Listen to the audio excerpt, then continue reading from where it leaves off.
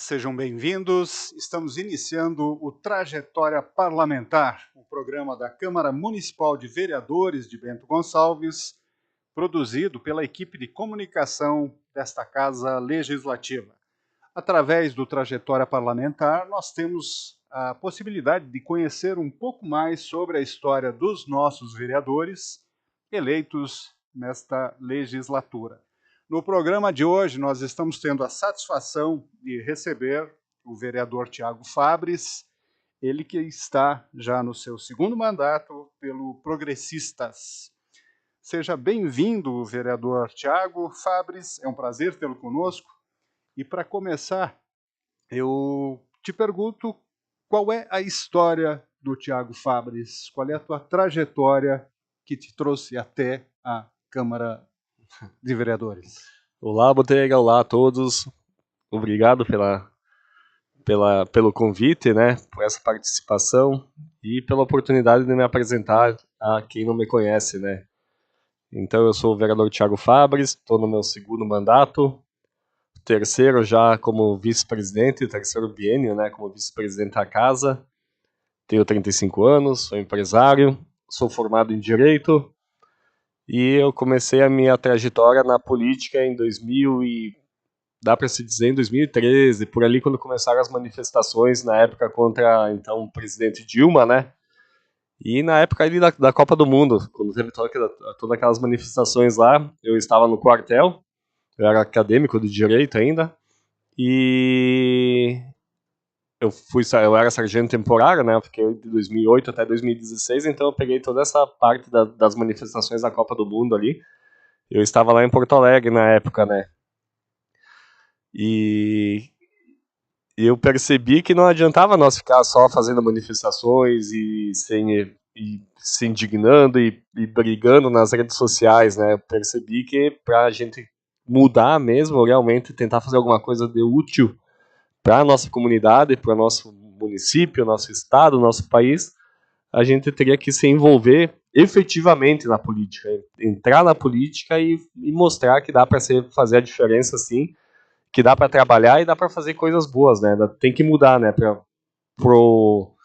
Para tirar o mal, né? Os bons têm que participar. E na época tinha o General Mourão, ele era nosso comandante, primeiramente da DE, né, que é a nossa região nordeste aqui, e depois o CMS, que é do Rio Grande do Sul, Santa Catarina e Paraná. Então o nosso batalhão ele atendia diretamente o quartel-general da DE e do CMS. E quando tinha as operações, eu que ia com ele na viatura, nós ia lá nos pontos, né? E nós ia falando sobre política, e ele começou a se manifestar contra também na época, e depois ele acabou pedindo a reserva para poder concorrer a vice-presidente, juntamente com o nosso presidente Bolsonaro. Isso em 2018 já, né? Mas ele já estava se manifestando antes. E eu estava dando baixa em março de 2016, e em agosto iria ter as eleições municipais aqui em Bento Gonçalves, né? E também tinha o Coronel Alexander, que ele sempre foi bem envolvido na política, que foi uma das pessoas também que me influenciou na época a participar, a concorrer, começando aqui por Bento Gonçalves, né? E nós então, tinha o Pazin, que era meu colega de luta, que ainda é meu colega de luta, né? A gente se conhecia, o Veríssimo também. E foi uma movimentação assim que me fez a participar. E também porque eu já era bem envolvido com a comunidade, meus avós foram dois grandes líderes de comunidade. Um fez o salão lá na Secretorina Baixa, no Cruzeiro, e o outro foi quem fez o salão na comunidade na Secretorina Alta. Então, meus dois avós sempre foram envolvidos, sempre tentaram participar e ajudar a melhorar pelo menos o local onde a gente mora, né? E a minha família também sempre participou também, de certa forma, nesses trabalhos, né? E eu percebi que como eles também já tinham feito a parte deles, né? Era a minha vez de fazer a minha parte. Muito bem. Teve exemplos. Exemplos da família. Isso. Mas eles nunca se envolveram na política, né? Eram outras épocas. E eu daí acabei também participando dessa questão política. E na época eu posso dizer que quem me botou na política foi o pessoal do Exército. E com o apoio também do Pazin e demais membros aí. tivesse também uma participação na Defesa Civil, né? Pelo que eu vi Isso, daí eu concorri a primeira vez, em 2016, fiz 919 votos, eu gastei R$3.600, minha campanha toda. E eu fiquei de suplente, né? E fui convidado a assumir a coordenação da Defesa Civil por causa da minha trajetória no Exército, né? E lá fiquei 4 anos, de 2017 a 2020. Depois, em 2019, eu acabei acumulando a função de coordenador de trânsito também. E em 2 épocas eu fiquei como secretário interino de segurança. Na época que o Coronel Marinho saiu, que foi quando teve a greve dos caminhoneiros lá, por problemas de saúde, né? E também depois eu acabei assumindo interinamente a Secretaria de Administração. Na época, com a Secretaria de Segurança, com o Coronel Marinho, a gente fez o trabalho da retirada do presídio aqui da região central e as negociações para a construção do presídio novo lá embaixo na linha Salgado, né? O nosso principal trabalho, além da criação da Secretaria de Segurança, que não existia, e da primeira turma da Guarda Civil Municipal também, a gente participou. Muito interessante. Fábio, hoje tu está eleito, e a gente sabe que o trabalho legislativo ele vai bastante além da participação em sessões ordinárias, em comissões técnicas, em frentes parlamentares que são criadas para atender algumas demandas. Eu queria que tu nos dissesse como é que é um pouco da rotina do teu gabinete e do vereador Fabris durante a semana. Como é que é a semana do vereador Fabris? Então, eu acabei me elegendo daí em 2020, né? Fiz 1.791 votos. Também gastei em torno de R$9.000. E em 2024, acabei me reelegendo com 1.993 votos. E eu gastei um pouco mais de R$13.000 em tudo, nessas 2 campanhas. E no nosso trabalho, então, como vereadores, né? Como vereador, tanto na legislatura passada como nessa, é bem atípico de uma vida normal, né? Por sorte, eu consigo me equilibrar ali entre iniciativa privada e serviços públicos, né? Eu começo o meu dia na empresa, ou numa obra, ou num cliente, ou aqui na Câmara, ou no centro administrativo, ou lá na prefeitura, ou em alguma demanda pública. E de um eu vou indo, né? Um por um. Eu faço em média 70 km por dia, só aqui na cidade. E me revezando entre trabalho e trabalho público, né? E demandas de vereador. A gente tem a sessão, né, na segunda-feira e as comissões nas terças-feiras. Mas, em compensação, o pessoal sempre fala, né? Porque o vereador só tem que ir na sessão na segunda, né? Isso se engana quem pensa assim.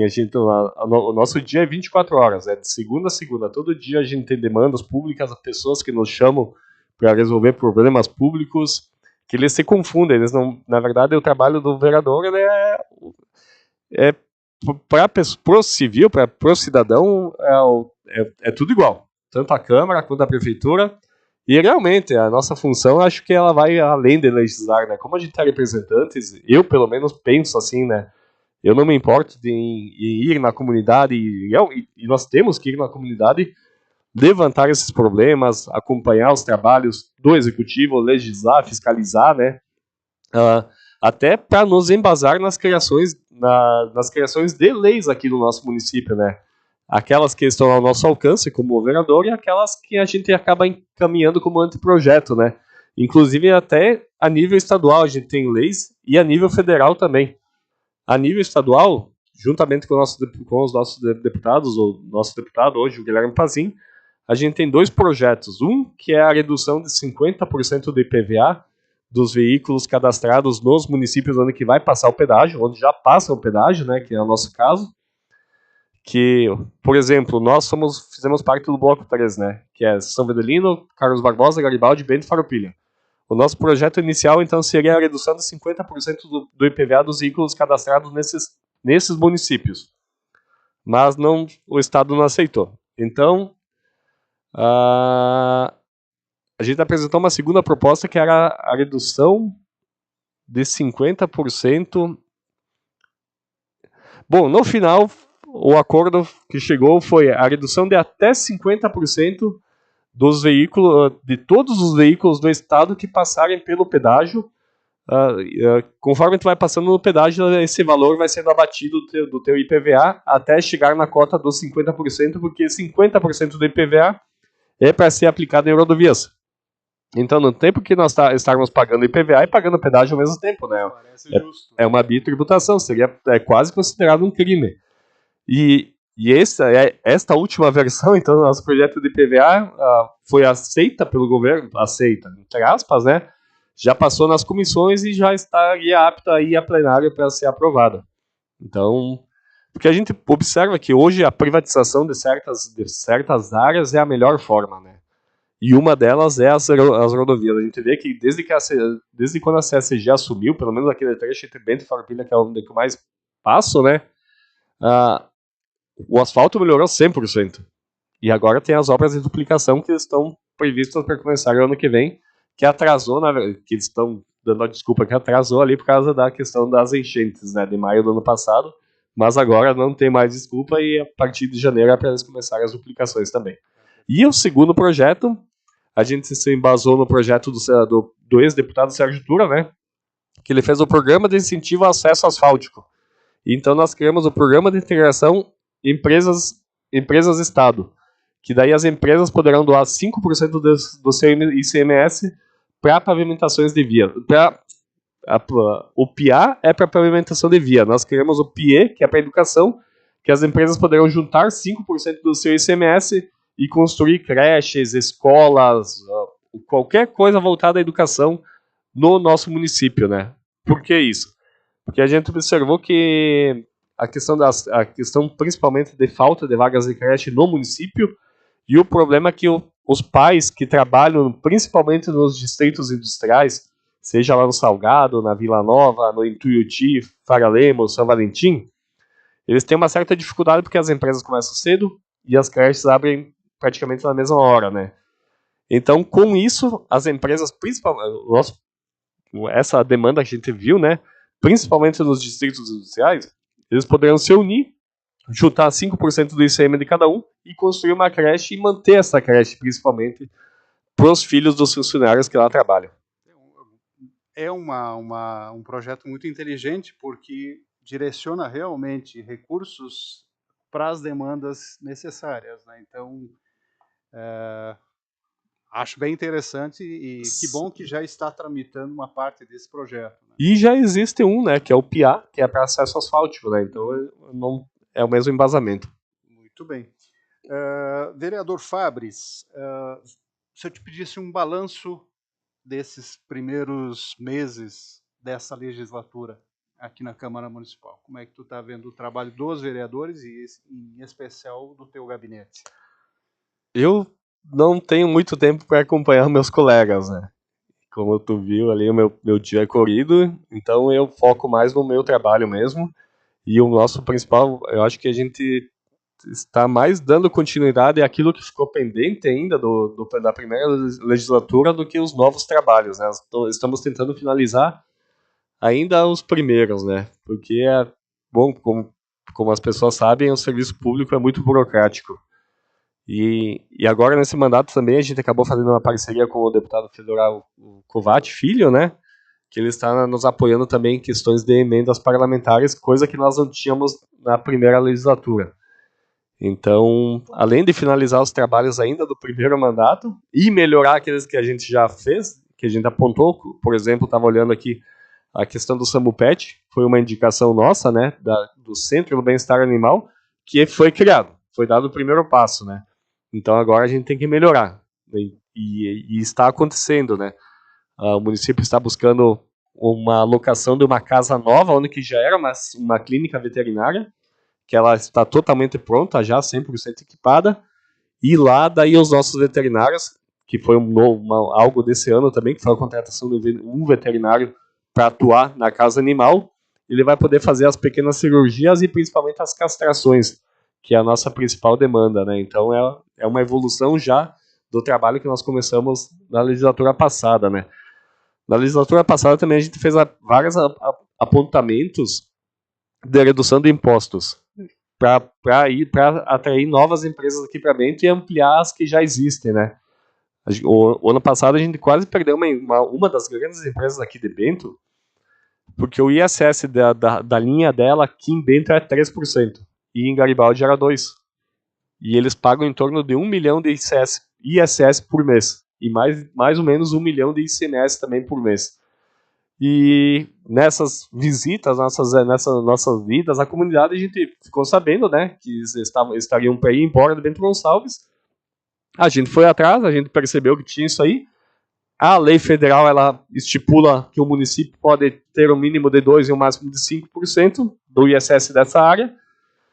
Nós, rapidamente, a gente montou um projeto, encaminhamos como anteprojeto executivo, né, mostramos para o nosso prefeito, ele entendeu, e logicamente ele apoiou, né, e prontamente ele já encaminhou para a Câmara, foi um dos projetos mais rápidos aprovados aqui nessa casa.